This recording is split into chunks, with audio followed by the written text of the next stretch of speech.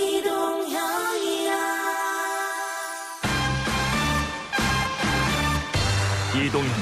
뉴스 정면 승부. 이동형의 뉴스 정면 승부.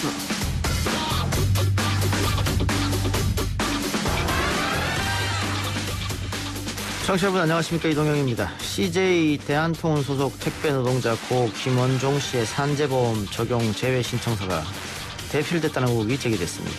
고 김원종님의 산재보험 적용제 신청에 대한 철저한 조사를 조속히 실시하라. 특수고용 노동자들의 산재보험 적용제 신청에 대한 전수조사를 실시하라. 산재보험 적용 제외 신청서 대필 의혹에 대해 문재인 대통령도 철저한 감독과 점검을 지시했는데요. 관련 의혹과 택배산업 현장의 문제에 대해서 김태환 전국택배연대 노조위원장과 일부에서 이야기 나눠봅니다. 혹시 낙하산 금지와 관련된 검토는 해보셨습니까? 금융위 국정감사에서 최근 6년간 기재부 금융위 출신 관료들 207명이고요. 금감원을 포함하면 금융권에 포진한 공무원 491명이나 되는 건데요. 옵티머스 펀드 뒤에는 모피아의 그림자가 아른거리고 있습니다. 금융기관 곳곳에 낙하산 인사가 포진하면 제대로 된 개혁이 불가능하기에 관련 제도 개선이 필요한데요. 2부 이슈 언박싱 시간에서 한 주간 이슈에 대해서 짚어보고요. 3부 유튜브로 본 세상에서는 지난 한 주간 유튜브를 뜨겁게 달궜던 내용, 가짜 사나이와 관련된 논란과 문제에 대해서 하은기 새로운 소통 연구소장과 함께 짚어보겠습니다.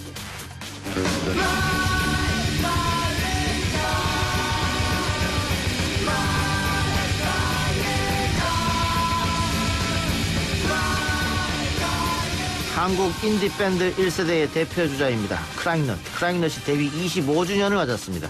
4부에서 그들의 음악과 그동안의 활동들에 대해서 크라잉넛 멤버들과 함께 이야기 나눠보겠습니다. 10월 16일 금요일 이동희 뉴스 정면 승부 시작합니다.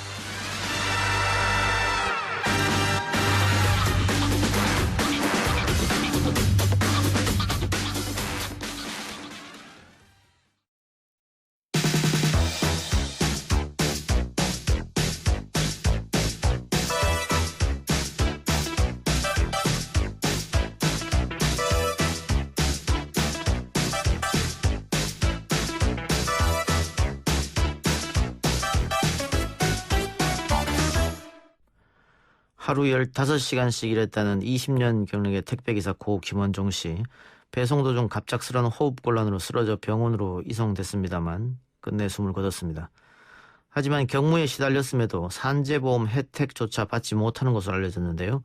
고 김원종 씨의 서명이 담긴 특수형태 근로종사자 산재보험 적용 제외 신청서 때문입니다. 스스로 산업재해 보험 적용을 포기하겠다고 서명을 했다는 건 상식적으로 이해가 가지 않는 대목입니다. 그래서 이 신청서가 대리점에 의해 대필 작성됐다는 의혹이 제기된 상황이죠. 오늘 문재인 대통령은 주요 택배업체를 대상으로 산업안전보건과 관련한 철저한 감독과 점검을 지시했습니다. 현장의 현실이 과연 어떤 건지 전국 택배연대노조 김태환 위원장과 이야기 나눠보겠습니다. 위원장님 나와 계십니까? 네, 안녕하세요. 네, 고 김원종 씨 상당히 경무에 시달렸다 이렇게 알려져 있는데 실제로 어느 정도였습니까? 그러니까 나이가 이제 48살이고요. 그리고 예. 비교적 이제 젊은 나이로 이제 평소 지병도 없었고요. 예. 가족들의 증언에 따르면 이제 매일 아침 6시에 일어나서 6시 30분에 출근하고 보통 밤 9시, 10시가 되어서 이제 집에 도착했다고 합니다. 예. 그리고 이제 돌아오시지 못한 날도 그 전날 이제 밤 9시쯤 들어왔는데 내일은 더 늦는다 이렇게 얘기하고 나갔다 그러더라고요. 그러면 하루에 14시간 뭐 이렇게 일했다는 거 아니겠습니까? 네네. 근데 지병도 없는 40대 후반의 분이 갑자기 일하다가 중간에 쓰러져서 돌아가셨다. 결국은 과로 때문이라고 이렇게밖에 볼 수 없겠네요. 네네, 그렇습니다. 그 택배 노동자분들이 보통 이렇게 많은 경무에 시달리고 있습니까? 근로시간 같은 것도. 네, 평균 근로시간이 하루 평균 14시간, 주 평균 72시간 이렇게 해서 과로로 판정하는 시간이 장시간 노동으로 기준이 60시간 정도 되는데 그거를 이제 훌쩍 넘고 있는 거죠. 제가 듣기로는 점심이나 저녁 식사도 할 시간이 없어서 김밥으로 때운다 이런 얘기를 많이 들었는데. 예, 맞습니다. 그래서 그 고인의 이제 아버지께서 그 같이 이제 따라다니면서 이제 도움을 몇 번 주셨나고 보더라고요. 예. 근데 밥도 못 먹고 일하는 걸 이제 보셨는지 그 저희랑 같이 기자회견 하실 때 이제 그런 말씀을 하시더라고요. 제발 밥이라도 좀 먹게 해줘야 되는 거 아니냐 이제 이런 말씀을 하시는데 너무 가슴이 아프더라고요.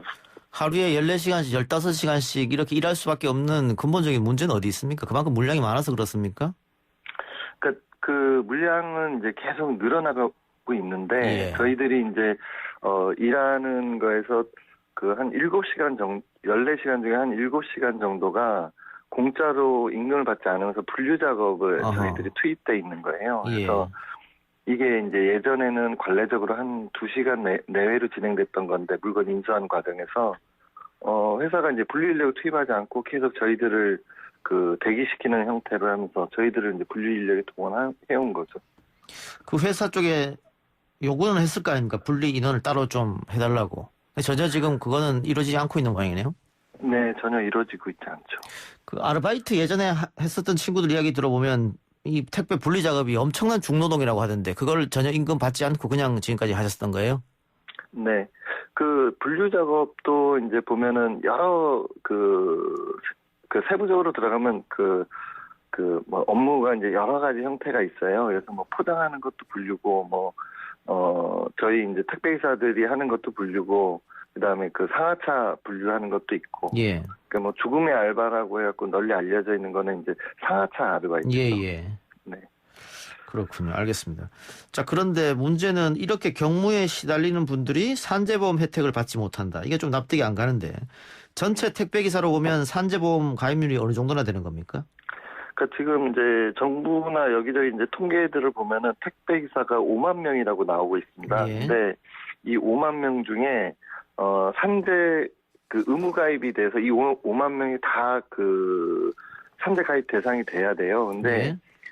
사업자들이 신고를 자체를 안 해요. 그래서 이 5만 명 중에 18,000명만 산재 가입으로 그 가입 대상으로 신고가 돼 있고 이 18,000명 안에서도 11,000명이 적용제의 신청서를 쓰고 있습니다. 그래서 실제로는 5만 명 중에 한 7,000명만 산재 그 보험 적용을 받고 있는 거죠. 사실상 한 10% 내외밖에 안 되는 겁니다. 적용 제외 신청서는 택배기사 본인들이 스스로 요구하는 겁니까? 아니면 회사에서 요구하는 겁니까? 그러니까 이게 이제 저희가 이제 특수고용 노동자라 그래갖고 그 일반 노동자들은 이런 제도 자체가 없습니다. 예. 그냥 산재 의무 가입 이렇게 딱 하면은 끝나는 건데 예.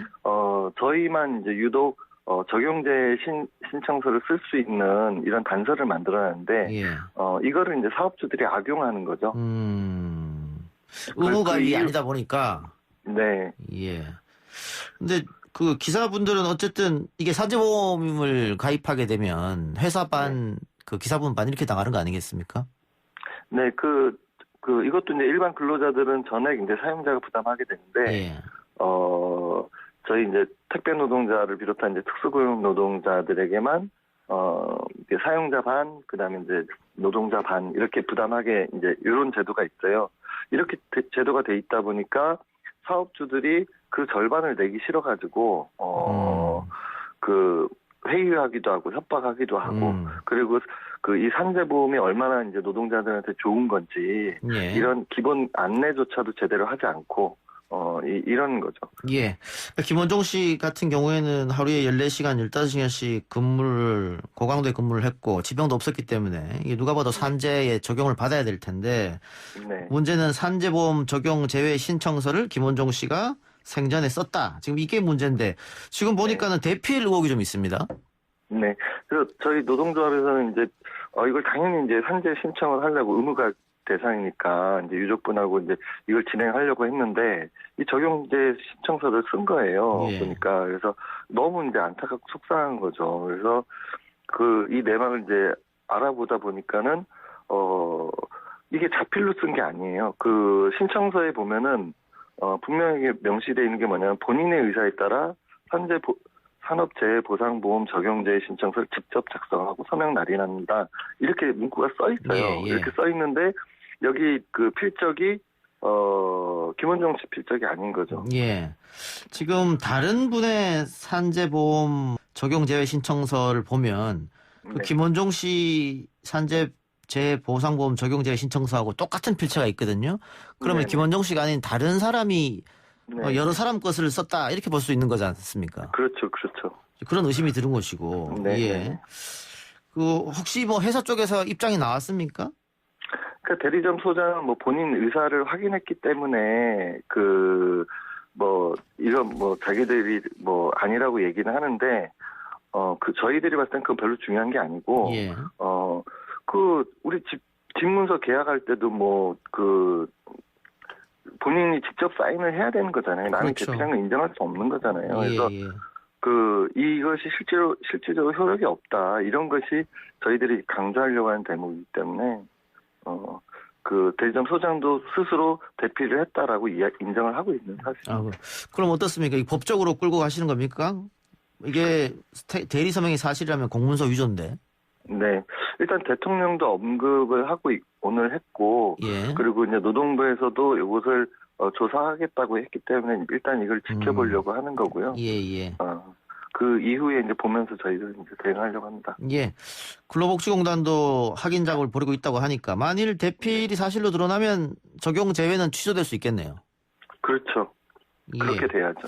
예. 예. 앞으로 그러면 이번 김원종 씨뿐만이 아니고 다른 분들도 대피했을 가능성이 있으니까 그런 조사도 네. 필요할 것 같고요. 네. 이 산재보험에 대해서 다른 어떤 법적 제도적 보완은 어떤 게 필요하다고 보세요?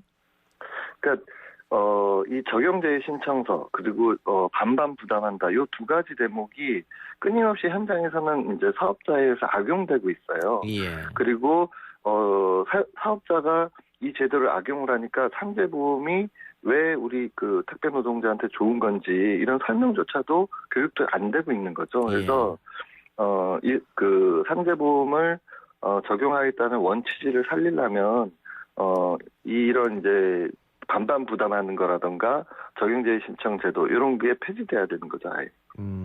알겠습니다. 마지막으로 아까 처음에 말씀했던 이 분류 작업 문제 이거는 어떤 해결 방법이 있을까요? 그 회사가 전향적으로 태도를 바꾸는 그런 방법밖에 없을까요?